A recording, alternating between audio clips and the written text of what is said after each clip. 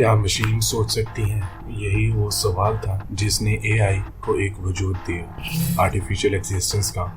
इसकी शुरुआत तो हुई थी 1940 से 1950 के दरमियान, लेकिन चैट जीपीटी ये वो एक नाम है जिसने एआई को रियल ब्रेन दे दिया है।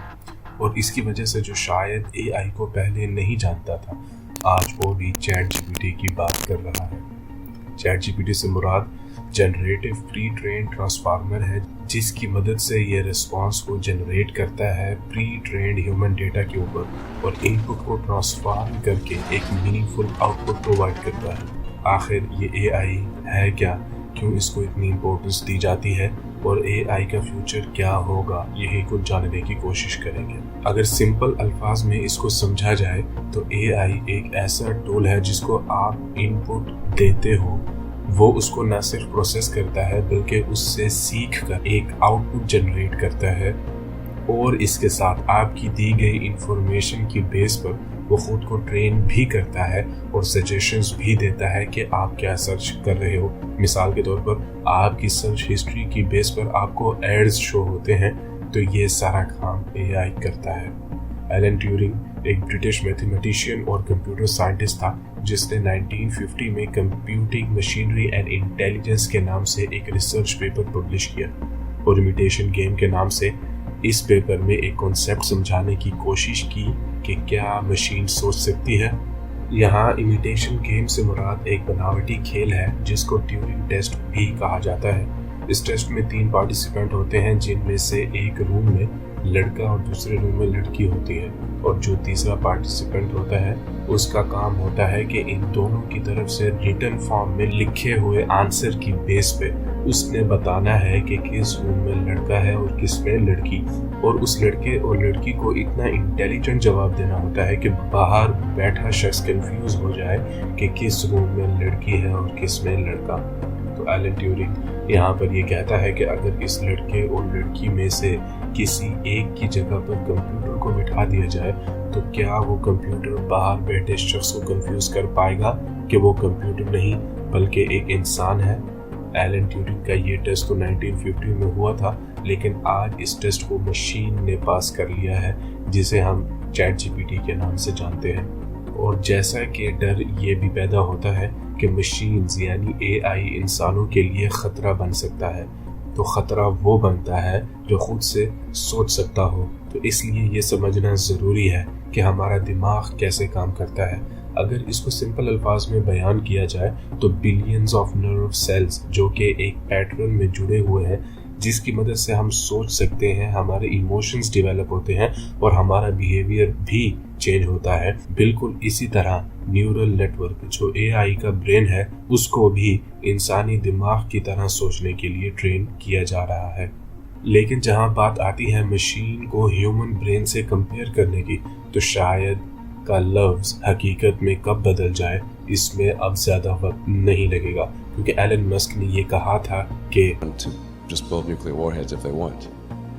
That would be insane. And mark my words, AI is far more dangerous than nukes. Machine store data की बेस पर इंफॉर्मेशन प्रोवाइड करती है और कुछ नया खुद से नहीं सोच सकती। ये कहना आज से 20 साल पहले शायद मुमकिन था, लेकिन चैट जीपीटी के आने के बाद एआई खुद से सोचकर कुछ ऐसा नया क्रिएट करने की ताकत रखता है जिसको देखकर ये अंदाज़ा लगाना बहुत मुश्किल हो जाता है कि ये मैं इंसान से बात कर रहा हूँ या किसी मशीन से। एआई अगर पावरफुल हो रहा है तो वो उस डेटा पे ट्रेन होकर इतना पावरफुल बन रहा है जो डेटा इंसानों ने इंटरनेट की दुनिया में सेव कर रखा है। एआई क्या कुछ कर सकता है, आप इस क्लिप में देखिए। I am not Morgan Freeman, and what you see is not real. Well, at least in contemporary terms, it is not.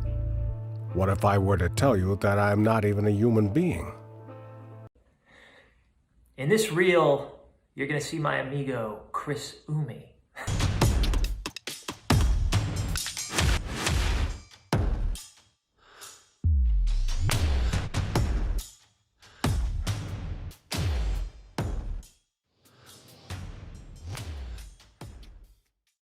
ये रियल फुटेजेस लग रही हैं, लेकिन ये रियल कैरेक्टर नहीं है, बल्कि डीप फेक मशीन लर्निंग के थ्रू इनको बनाया गया है, जो कि बिल्कुल रियल लगता है। और जियोफ्री हिंटन ने इसी खतरे से आगाह किया था कि आने वाले वक्त में एक मिस इन्फॉर्मेशन का सैलाब आएगा।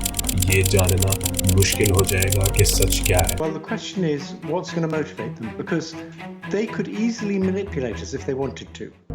जियोफ्री हिंटन को AI का गॉडफादर कहा जाता है। इन्होंने 2012 में अपने 2 स्टूडेंट्स के साथ मिलकर टेक्नोलॉजी की वो बुनियाद रखी थी जिसे न्यूरल नेटवर्क कहा जाता है। न्यूरल नेटवर्क पहले भी मौजूद था, लेकिन इनकी कंट्रीब्यूशन इसमें काफ़ी ज़्यादा है, जिसकी बेस पे आज का AI इतना स्मार्ट होता जा रहा है। इन्होंने 10 साल गूगल में काम करने के बाद गूगल से रिज़ाइन दे दिया इस बात पर कि ताकि वो खुलकर AI का क्या इम्पैक्ट होने वाला है ह्यूमन लाइफ में और ये कितना रिस्की हो सकता है इसके बारे में दुनिया को बताया जाए। AI का खतरा तो बिल्कुल मौजूद है और ये मैं नहीं बल्कि ये लोग कहते हैं। That's not by accident, that's a design tech. Is that everything they're doing online is being watched, is being tracked. Every single action you take is carefully monitored and recorded. This is checkmate on humanity. In this century, probably, we will be building this hugely consequential thing, which is the first general intelligence that will be smarter than humans. Because if one company or small group of people manages to develop godlike digital superintelligence, they can take over the world. Geoffrey Hinton ने अपने एक interview में ये कहा था कि मुझे अफसोस है कि मैंने इस तरह की इन्वेंशन क्यों की, लेकिन फिर साथ में इस बात से खुद को तसल्ली भी दे देता हूँ कि अगर मैं नहीं करता तो शायद कोई और ये इन्वेंशन कर देता। और AI आने वाले वक्त में बहुत सी जॉब को रिप्लेस कर देगा और कुछ को तो रिप्लेस कर ही चुका है, जैसे मैन्युफैक्चरिंग एंड पैकेजिंग इंडस्ट्रीज, और जिनको रिप्लेस कर देगा वो है copywriting jobs, content writing, financial analysis, data entry, customer services and support like chatbot वगैरह। क्या होगा जब हम एक इतनी बेहतरीन स्पीशीज को बना चुके होंगे जो कि इंसानों की तरह सोचने की ताकत रखता हो, लेकिन असल मसला इनको बना लेना नहीं बल्कि इनको कंट्रोल करना है। अगर आज आप ChatGPT से बात करें तो वाकई ऐसा लगता है कि जैसे हम किसी इंसान से बात कर रहे हैं। AI आज उस लेवल पे पहुंच चुका है जहां पे वो खुद से ट्रेन हो रहा है, तो मतलब ये हुआ कि आज नहीं तो कल AI पूरी तरह इंसानों की तरह सोचने की सलाहियत को बेहतर बना चुका होगा। ChatGPT OpenAI का एक टूल है और माइक्रोसॉफ्ट ने रिसेंटली OpenAI में $10 बिलियन की इन्वेस्टमेंट की है। और AI को सिर्फ ChatGPT ही नहीं इस्तेमाल कर रहा बल्कि गूगल भी इस पे काफ़ी अरसे से काम कर रहा है।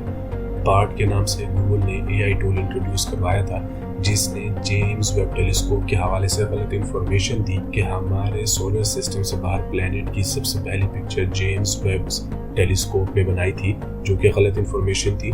और असल में सबसे पहली पिक्चर यूरोपियन ऑब्जर्वेटरी टेलीस्कोप ने 2004 में बनाई थी, जिसकी वजह से ऐसी गलत इन्फॉर्मेशन देने पर गूगल बार्ड फेल हो गया और गूगल को $100 बिलियन का शेयर मार्केट में नुकसान हुआ।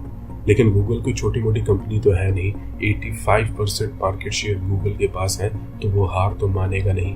बार्ड को और एक्यूरेट बनाकर इंट्रोड्यूस करवाया गया, जिसमें ये क्लेम किया गया है कि मैथमेटिकल टास्क और कोडिंग क्वेश्चन में ये एक बेहतरीन टूल है। ये तो उसका एक छोटा सा पार्ट है, इसके अलावा बार्ड और भी बहुत कुछ कर सकता है। इसी तरह पाम और पाम 2 भी गूगल के AI टूल हैं, मिसाल के तौर पर, जिसमें मेडिकल असेसमेंट करना कि पेशेंट को क्या बीमारी है और इसकी ट्रीटमेंट क्या होनी चाहिए। इस तरह के कई काम जो AI करने की ताकत रखता है, जिनके बारे में जानना आज ज़रूरी हो गया है, क्योंकि फ्यूचर AI का है और इसलिए हमें खुद को AI के साथ अपडेट रखना होगा ताकि हम AI को आने वाले वक्त में खुद का बॉस ना बनने दें। इस तरह की मज़ीद वीडियोस देखने के लिए हमारे चैनल को सब्सक्राइब करें, और अगर आप ऑडी के 4 रिंग्स की कहानी जानना चाहते हैं तो इस वीडियो पर क्लिक करें, और अगर आप रोलेक्स की कहानी जानना चाहते हैं तो इस वीडियो पर क्लिक कीजिए।